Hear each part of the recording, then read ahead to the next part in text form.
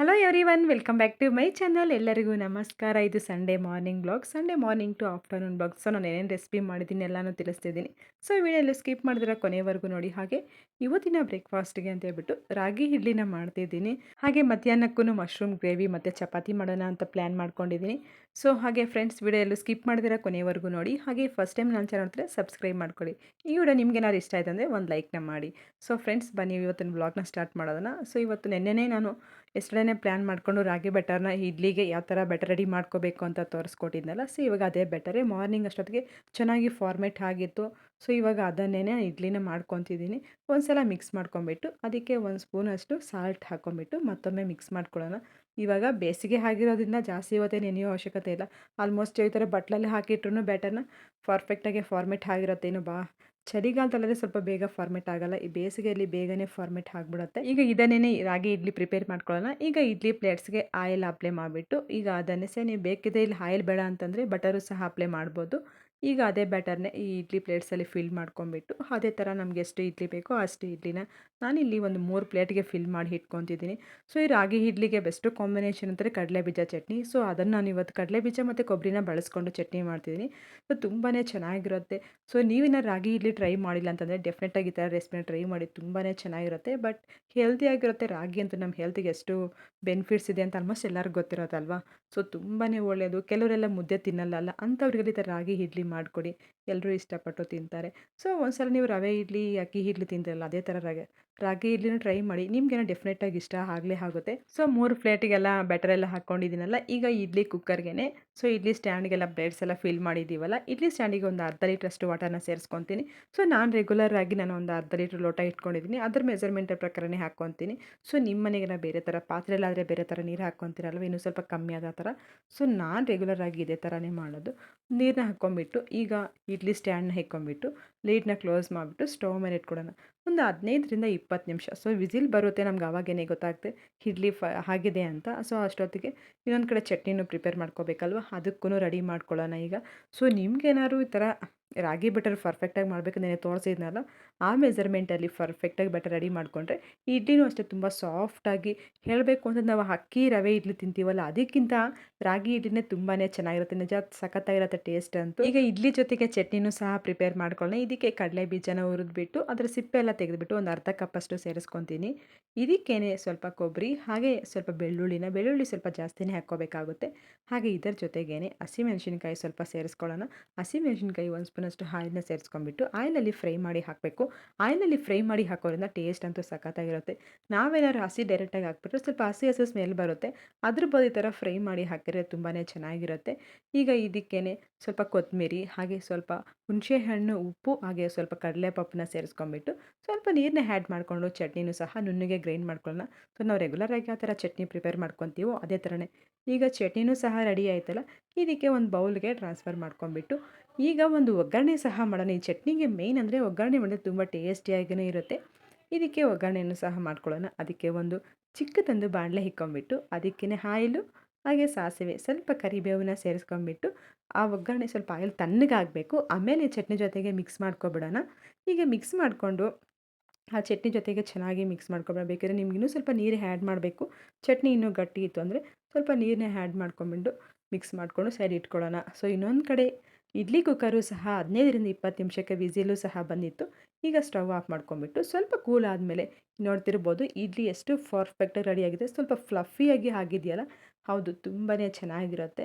So ನಾವು batter ಪರ್ಫೆಕ್ಟಾಗಿ ready ಮಾಡಿದ್ದೀವಿ ಅಂತಂದರೆ ಇಡ್ಲಿನ 100% ಪರ್ಫೆಕ್ಟಾಗಿಯೇ ಬರುತ್ತೆ. ಇಡ್ಲಿ ಪ್ಲೇಟ್ಸ್ಗೆ ಸ್ವಲ್ಪ ನೀರನ್ನ ಚಿಮಿಕ್ಸ್ಬಿಟ್ಟು ಒಂದು ಸ್ಪೂನ್ ಸಹಾಯದಿಂದ ಇಡ್ಲಿನ ತೆಗೆದುಕೊಂಡು ಒಂದು ಪ್ಲೇಟಿಗೆ ಸರ್ವ್ ಮಾಡ್ಕೊಳ್ಳೋಣ. ಇಡ್ಲಿ ಅಂತೂ ತುಂಬ ಫ್ಲಫಿಯಾಗಿ ಸಾಫ್ಟಾಗಿ ಬಂದಿದೆ. ಸೊ ನಾವು ಬ್ಯಾಟರಲ್ಲಿ ರೆಡಿ ಮಾಡ್ಕೊಂಡಿರ್ತೀವಲ್ಲ ಅದೇ ಥರನೇ.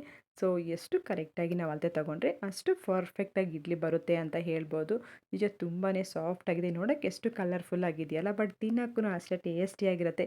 ಈ ಇಡ್ಲಿ ಅಂತೂ ರಾಗಿ ಇಡ್ಲಿ ಚಟ್ನಿ ಜೊತೆಗೆ ಸೂಪರಾಗಿರುತ್ತೆ. ಹಾಗೆ ನಾನಿವತ್ತು ಬ್ರೇಕ್ಫಾಸ್ಟ್ಗೆ ಓಟ್ಸ್ ಏನೂ ತೊಗೊಂಡಿಲ್ಲ.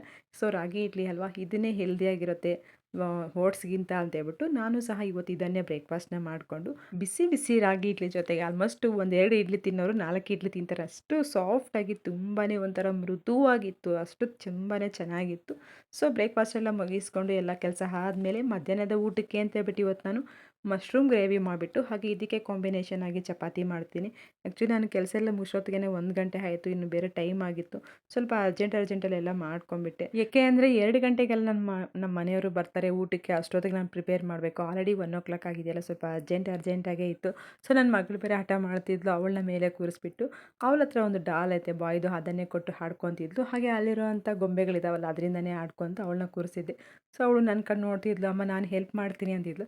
ಮಶ್ರೂಮ್ನೆಲ್ಲ ನೀಟಾಗಿ ಸ್ಕಿನ್ ತೆಗೆದುಬಿಟ್ಟು ಕಟ್ ಮಾಡಿಕೊಂಡು ಅದನ್ನು ನಮ್ಗೆ ಯಾವ ಸೈಜಲ್ಲಿ ಬೇಕೋ ಆ ಸೈಜಲ್ಲಿ ಕಟ್ ಮಾಡಿಕೊಂಡು ಒಂದು 2 ಸಲ ವಾಶ್ ಮಾಡಿಕೊಂಡು ಈ ಗ್ರೇವಿಗೆ ಏನೇನು ಮಸಾಲ ಬೇಕೋ ಎಲ್ಲನೂ ಪ್ರಿಪೇರ್ ಮಾಡಿಕೊಂಡೆ. ಸೊ ಈ ವಿಡಿಯೋ ರೆಸಿಪಿ ನಾನು ಮಶ್ರೂಮ್ ರೆಸಿಪಿ ನೆಕ್ಸ್ಟ್ ವಿಡಿಯೋದಲ್ಲಿ ಅಪ್ಲೋಡ್ ಮಾಡ್ತೀನಿ ಸಪ್ರೇಟಾಗಿ.